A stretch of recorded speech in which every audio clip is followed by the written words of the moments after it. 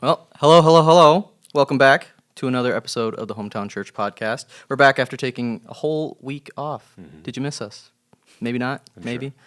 Sure. We're talking all things Jesus, Christianity, the Bible on this podcast. My name is jroskamp. I'm joined, as always, by Pastor Deacon Ailes. Hello. And today we have special guest Terri Schelkoph from our Bloomington campus. Hi. All right, what are we talking about today, Deacon? Yeah, well, today we have a very special treat. You know, as most of you know, hopefully, Mother's Day just happened or is about to happen at the time of this recording.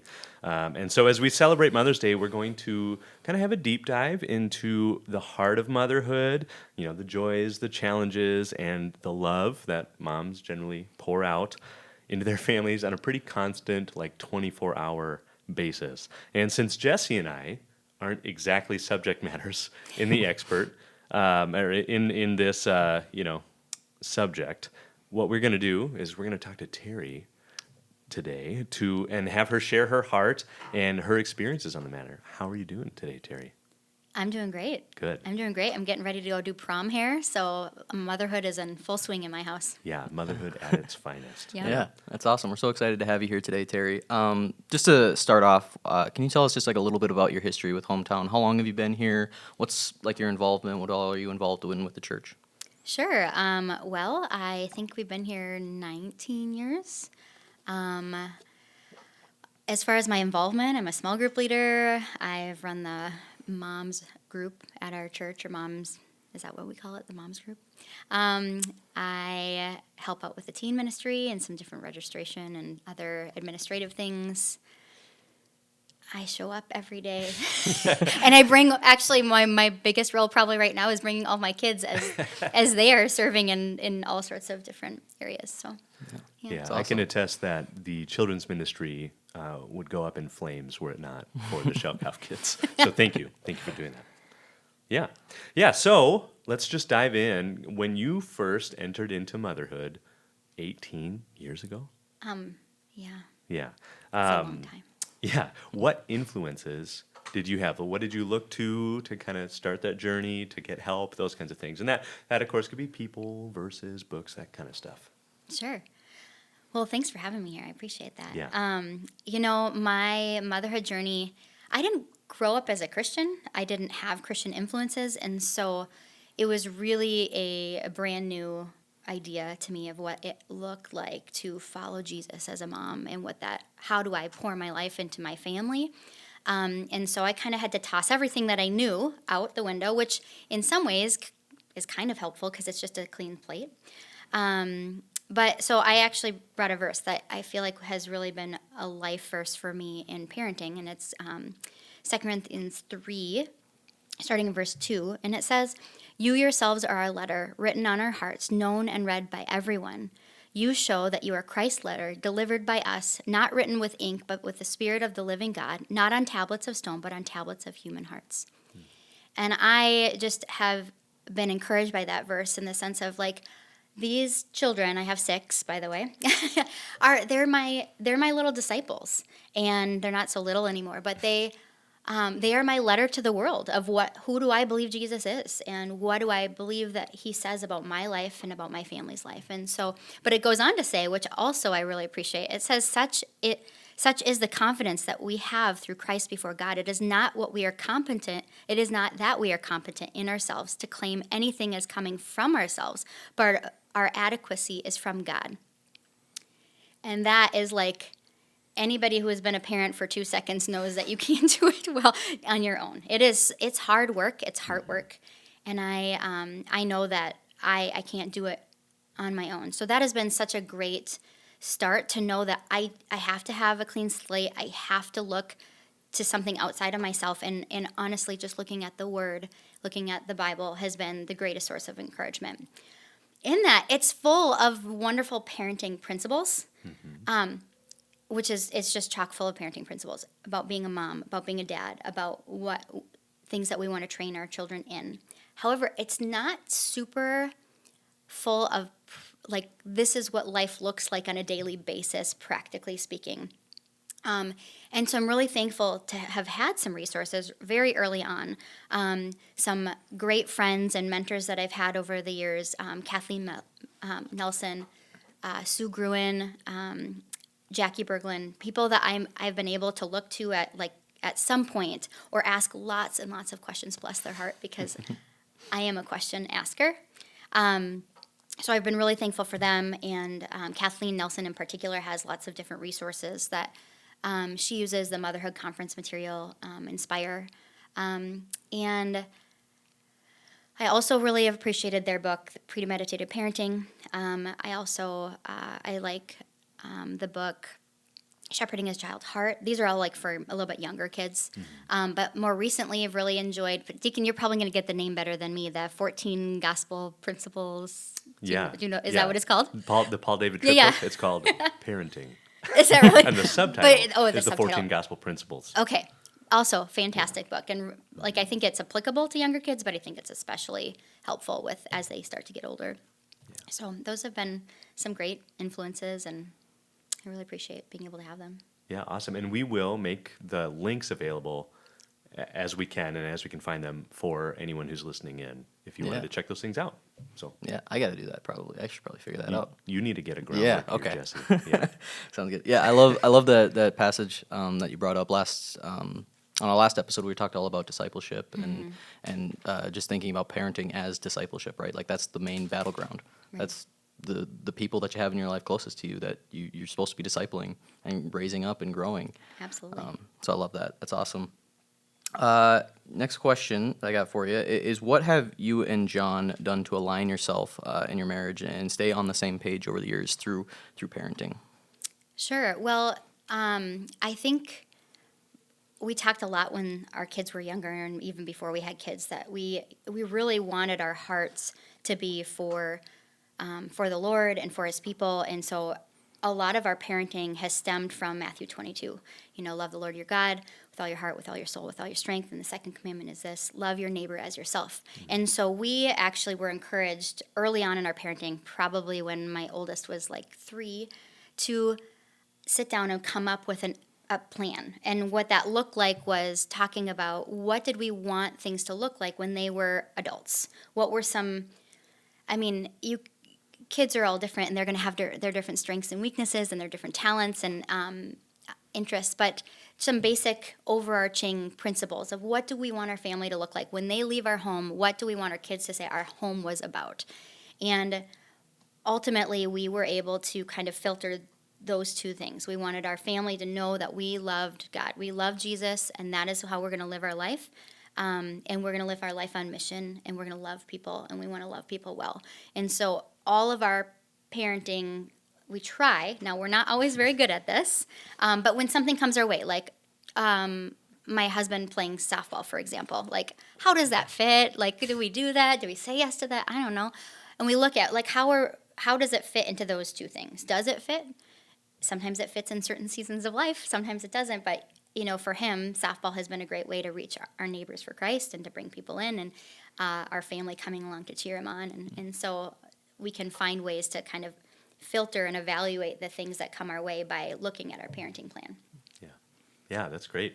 That's great. And softball probably always fits, right? I think. It does in John's life, but maybe not a lot of other people. Yeah. Awesome. Well, I guess along those lines, what steps have you taken to encourage your children to develop really their own relationship with God? It's one thing, right, to see mom and dad do it, right. But how have you encouraged them to say, no, you have to make this your own?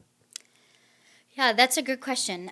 It's when they were little, it started with doing all of the things with them. We would read the Bible together. We would memorize verses with them. A lot, that phrase, more is caught than taught, because so much of our life we just did together.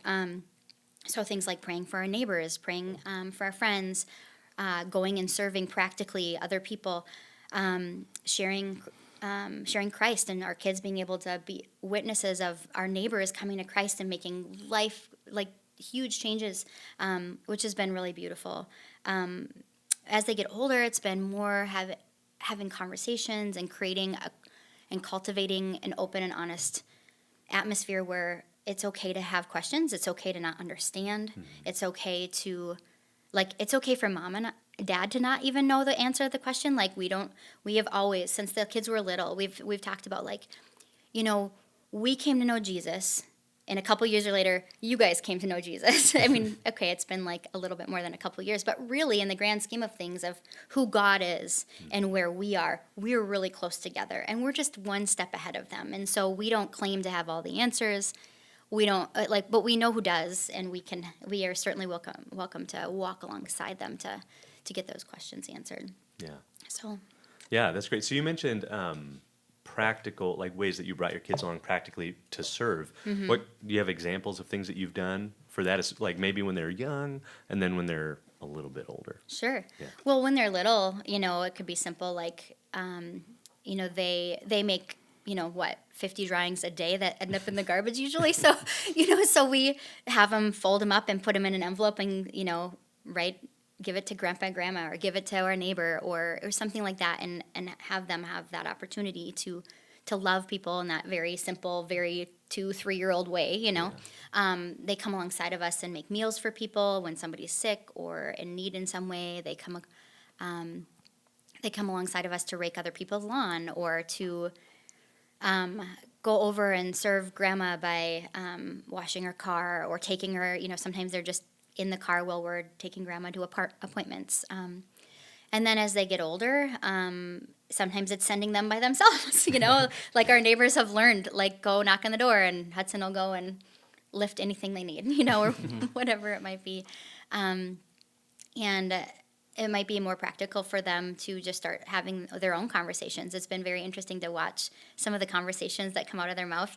On a really small tangent, I can't even imagine what it would be like to be like a kindergarten teacher, because the amount of truth that comes out of kids' mouths, and you're like, you just know everything about their family. And so I know my kids will have these conversations with their neighbors. I'm like, I have no idea what's coming out of their mouth. Like, our neighbors probably know everything. Yep. So, but they have these opportunities to share our real life story with our neighbors, good, bad, and ugly.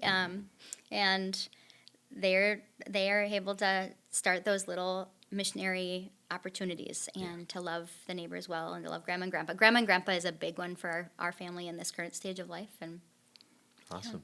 Yeah, I imagine that's super helpful, especially for the person who has, like you said, a 2-year-old or something, and they're wanting to do something, they're wanting to bless people, but they're like, but I don't know what to do with little Johnny here. Right. I don't think people still name their kids Johnny, but maybe. I mean, my husband's name is John, so Yeah, we call him but Johnny. he's not little Johnny. You could call him that. Yeah, fair. I could try. Yeah, next time. But it can seem daunting to think, how can I get started serving people with my kids when it seems like almost more of a burden? But here you're showing ways that they're a blessing, and I think that's great. Yeah, absolutely. And over the last year or so, I've gotten a chance to get to know a couple of your older daughters. They've been coming to the young adults group, and it's been such a joy and such a blessing having them there. Earlier, you said that you're very much a question asker, and I can attest that has rubbed off on them. They are very much question askers in the group, and so it's so awesome to have them there. And so as they're kind of growing up now and transitioning into young adulthood, the question I have is what are some of the surprises that you've come across as you've made that transition from parenting younger into now teens and young adults here? Yeah, good question. I've had a couple surprises. I will say that the first surprise has been a great surprise. I was really blessed to have a lot of those mentors in my life. Just say, the world says be afraid of teenagers. They're scary. It's hard. You get attitude and all of this kind of fearful language. And I was told by my mentors, don't buy into that. Teenagers can be a joy. Teenagers can be fun. And they're just like many adults. They're trying to figure out life. And so they have maybe some stronger opinions than, you would typically see. But they really are great. And they are capable of loving Jesus and being such an example to the world around them as well. And I am so thankful I had that poured into me when I was younger, because I really did go into my the kids' teenagers' years of feeling like that I wasn't scared. I wasn't going into it resistant, I was really excited about it. And it's been a joy. And I mean, we certainly have hard moments there. That's very true. But overall, it's been amazing. And we love having teens. And next year, I'm going to have 5 teens in my house at the same time. So, so that's been a fun surprise. Yeah.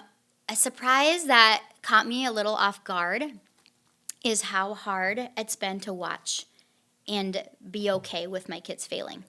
And what I mean by that is not necessarily like, oh, my identity is wrapped up in their failure, but like things like, for example, one of my children decided on a winter day to take some other children out to their school that they go to. And they didn't wear coats, and then they ran out of gas. And they learned the hard way that, I mean, okay, the gas station was like 3 blocks away. So it wasn't like this really huge deal. Yeah. But for me to just stand back and go, okay, what are you going to do about it? Like, walk to the gas station. Do you have enough money? Okay, well, you don't have that much money. Well, you might have to ask the gas station about what to do about that. And allowing them to experience pain, because it's helpful for them to experience pain while they're in my home, so that when they're not in my home, they know how to handle it. We've had other things in our family, like significant illness, where I haven't had a choice but to be like, to step back and say, okay, God, this is your story for them. And who am I to say that that's not going to be their story? I want to go in and I want to take it away. For one of my kids, I would love to take away one of the burdens that they have. And that's not my place. And so to step back and say, okay, God, I'm going to trust you in that. It's very hard sometimes to believe that God loves our kids even more than we do, because we like to control the situation. I like to. Maybe not everybody else, but I like to control. As a parent, I also really like to control. I was just thinking about how, as you're saying that, I'm feeling that tenseness in my chest, thinking about, it's easy to be a helicopter parent and not let your kids experience that failure and just try to, okay, well, let me just tell you what to do, and then you'll do it right. Right. But there are situations that are certainly safe to fail. And you're talking about creating scenarios to where if they fail at this, they'll still be okay. People around them are still going to be okay. Yep. And they're going to learn something really helpful. And they might deal with it for a while, but that's great. And it's hard for me to hear. So I can helicopter, so I get it. I like it. Yeah. Okay, well, that's great. Thank you for sharing those surprises. And thank you for starting off on a good one, too. As my oldest is 12, he's getting older. I felt both. I felt both. What's this going to be like when he's older? And man, he's kind of a fun person to be around. This is great, And as he gets older, it'll be great too. Along those lines, now that your kids are getting older, and they're such good question askers, as you said, how have you and John worked through some of those harder questions, even moments of maybe doubt or anything like that, or disbelief? Yeah. I think that one of the most helpful things has been, along the way, John and I have learned to be honest about our own difficulties. Not always in the moment, because sometimes you need to filter or shelter a little bit. But we've both gone through hard things. We've both gone through questioning, like, why would God allow this to happen? And so being able to be honest and saying, like, this is normal. When something like this happens, like, it's normal to have those questions. And let's talk about how to go through that process and how to ask questions and how to look at Scripture when we have those questions. And there's a lot of good questions that if they don't ask while they're in their home, they will ask when they leave. And so we would rather create a really safe place for them to be open about fears that they have or questions about their faith, or like, is the Bible real? Is it valid? We've had some great dinner time conversations. I will say that our younger kids are getting exposed to things far earlier than our older kids did, because that's what happens when you have a large family. And so they have some questions that they get to hear at the table, what our older kids can be wrestling with, or also, when they're exposed to, they go to a job or they go to a sports team or different things like that, they have situations that happen, and our younger kids get to hear about that too. We had a work situation where there's drug deals going on, and we had all sorts of great opportunities to work through what that actually means to my younger kids. But other things that we've really appreciated, some great resources. We have loved the reality conference. That has been, like, if you're in any of the cities that they do that every year, highly recommend that. I would highly recommend even traveling for it. But that's put on partially by Summit Ministries, and we also have loved that. Both of my teens, and probably the rest of my teens, will end up going at some point. My oldest daughter is actually serving there and as a staff member this summer. But they just do a great job of learning how to talk about hard things in a very graceful way, because that's really the challenge now. Like, it can be very easy, right, to have these hard questions, but then become hard towards, like, oh, this is the right answer, and not know how to communicate what you feel about it without being fearful. And oftentimes when we're not familiar with a topic, we react out of fear. So not creating a fearful environment, but just an ability to talk about what God says and do it in a really graceful way. Is Summit Ministries has been really fantastic for that. Cool. So. Sure. So it sounds like even in the home, things that you've done are be really open and honest and transparent, and allow for questions to come in and gracefully receiving them. Are there any other things that you've done to kind of say, like, this is a great time, now's a great time, let's talk about some hard stuff? Now, one thing that the listeners and viewers should know is that John Schelkoph is like question asker extraordinaire. He's got his spiritual gift is questions. But I'd just love to hear, maybe, are there other practical things that you've done to just foster that, like, no, it's good to ask some questions. Yeah. That's a good question. Thanks. I don't know if I have a great answer for you on that.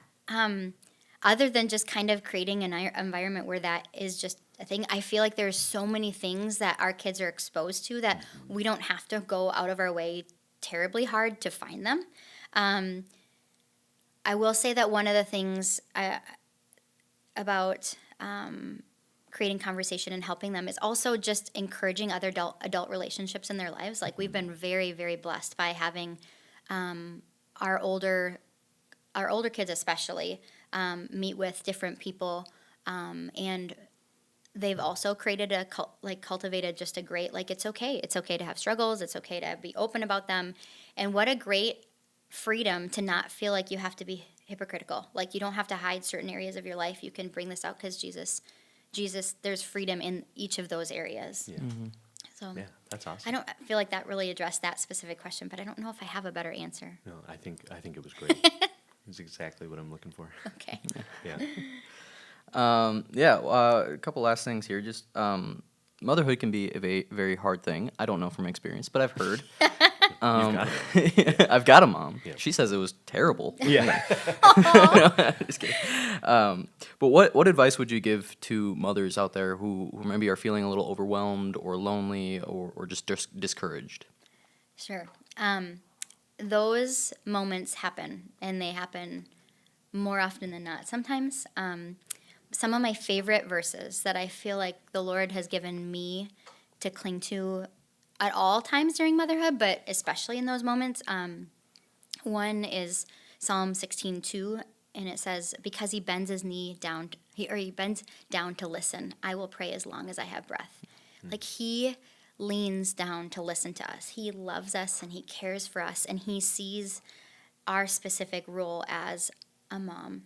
I think that's really important to just recognize and be able to wrap our minds around, because when we know that he is available to us, we're more likely to want to be in relationship with him.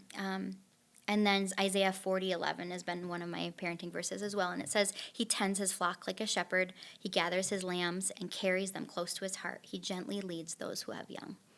I think he has a tender spot in his heart for people who are leading children. And I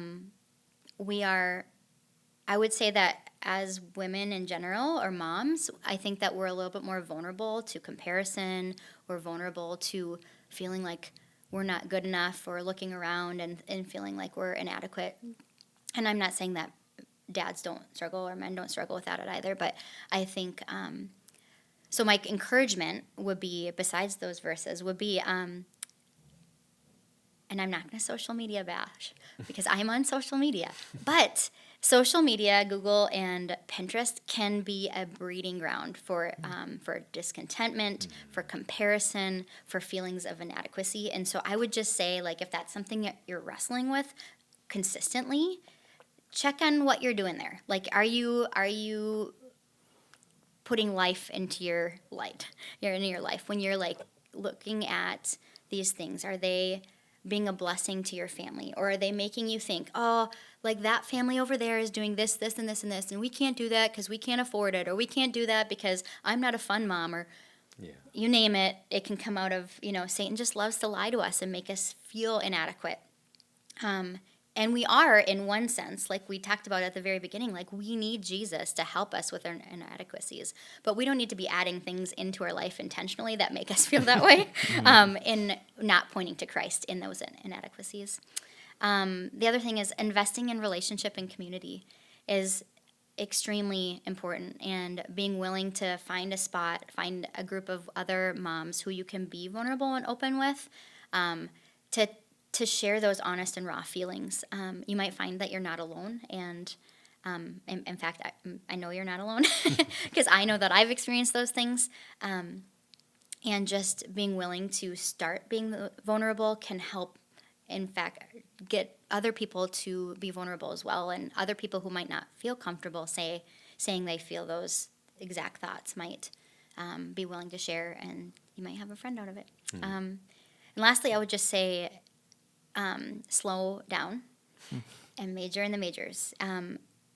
That going back to what we talked about in the parenting plan thing, if people have a chance to sit down and think through, like, what do I want my family vision to look like? It's far easier to be able to, when things get really busy. Like, for example, we talked about softball. Well, softball is great if we're in a season life to be able to handle that. We feel like it does match our family vision and how we do things, but it's probably one of the first things to go when things go crazy. And we have other opportunities for filters of just slowing down and thinking through what can we possibly take out to just allow us to be able to better invest in our family, to better meet the emotional needs of each person in our family. And if it's me, if I'm discouraged, then I feel like I have space in my life to breathe a little bit more too. Yeah, that's great. It sounds like you're two things. I mean, it sounds like making margin can be really big, and is very hard to do, especially when you've got kids who are good at anything, and you want to foster that, but at the same time you need to make room for your family. And two, you tied back to the family vision multiple times in what you were saying. And okay, do we do this? Do we not do this? Does it fit in with the vision? So I'm getting the sense that that's really important. It is certainly helpful. Yeah. It is certainly helpful. You can't parent without intentionality. Yeah. Like, I feel like if we're able to be intentional, we're able to be proactive, the more we can be proactive, the less reactive we are, because when we're reactive, that's when we get angry and frustrated, and all of the side emotions come out at other people. And so if we can be proactive, we can't always be proactive, but a lot of times we can. Yeah, and there's probably a number of things that could get in the way of our intentionality, and having something to check back to. This doesn't really fit. This thing that I'm doing or that we're doing doesn't really fit, because now I can't be proactive. We might have to axe this thing. Yeah, that's good. Okay, well, yeah. Any final takeaways from your 18-year motherhood journey? Almost 19, actually. Almost 19. But, this is a really incomplete analogy, but I liken parenting to a roller coaster ride, because most of the time, you sign up to go. Like, you get in that line. Like, nobody's dragging you. You get in that line, and you have this, like, mix of emotion. Like, you're excited and fearful at the same time, and it's, like, super thrilling. And it's scary. And you go up this roller coaster, and the interesting thing is of all of the fears that you experience, you don't typically go through the fear of, what if my safety belt doesn't work, right? Like, that's not part of the thrill. The thrill is like, this is going to be crazy, but not like I'm scared of my actual safety for most people. And realizing that, like, that security, that safety harness or belt or whatever it might be, is really like us leaning into the Lord. Like, God's word and his presence in our life is like our safety belt. And when we are able to rest in him completely, it really helps us enjoy the thrill, because there are ups and great highs, and there are also lows of lows in parenting. And I joke that I feel like parenting is like taking a magnifying glass and looking in the mirror, and you can see all of your pores. Like, to everybody else, you're like, oh, you look really good. And then you like look up really close and you're like, oh man, and kids bring that out of you. Like, there is nothing like having kids that bring out, you're like, I didn't even know that I was that impatient or that prone to anger or whatever it might be. And being able to have that safety belt of being able to enjoy those highs and those lows and the thrill, and then get off that ride and be like, man, that was awesome. Let's do it again. Or that was just awesome, depending on maybe you're at your end of your parenting. So it's an imperfect analogy, but I really, we really need that safety belt. We really need the Lord as our security, and he's the one that makes us adequate, like we talked about at the beginning, because those lows can be really easy. What is it? John says we can be far too quick to blame ourselves when something goes wrong, and far too quick to praise ourselves when something goes right. And I think that's very true with parenting. So I love that analogy. And there's another sweet thing about it, right? Is that as you think about it, I would probably perish in the line just with my fear of heights, to be fair. Okay. But what would make it a lot easier is if I had someone with me, right? And so you're on the roller coaster and you're next to people, and I mean, I would have your husband John holding my hand. Okay, I can say it's manly, right? for sure. I don't think I would be able to do it. Period. But I also don't think I'd be able to do it without someone with me. And so having that camaraderie on it, Right. being like, we're good, right? This is gonna last, right? Is so vital, and just going back to what you had shared previously, just doing it in community, doing it with people where you can be honest, like, hey, I think I'm going to throw up, or whatever, Right. on the roller coaster, going back to that. Maybe in parenting too. There's a lot of throwing up that happens in parenting, but yeah, it's a sweet thing. I just wanted to point out too, as we talked about Psalm 116, about how he bends and listens, and Isaiah 48:11, there are a lot of special circumstances that we did not talk about today. Yeah. We have kids with special needs. We have very challenging situations in our homes. We have single moms. We have women who would love to be pregnant and can't. And God sees those women. And I think it's beautiful, because God doesn't say these are the specific types of children that I'm here for. These are the types of moms that I'm here for. It's all of us.